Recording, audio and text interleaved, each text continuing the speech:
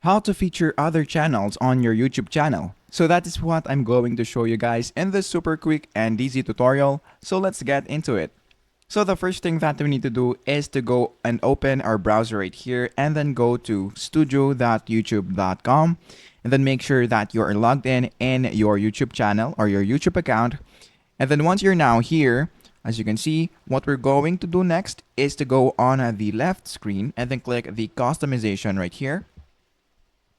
And then once you do that, click the Home tab.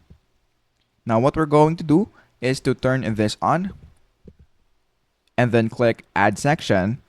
And then on this part right here, you should be able to see Featured Channels. So click that.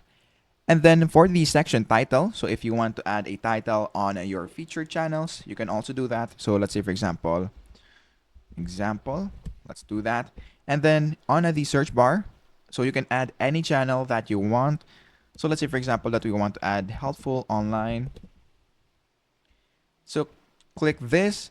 And then once we do that, just click done. And then as you can see, helpful online is now on our featured channels. Now, once we do that, all you have to do is to click publish right here. And then once you click publish, helpful online will now be featured on your channel.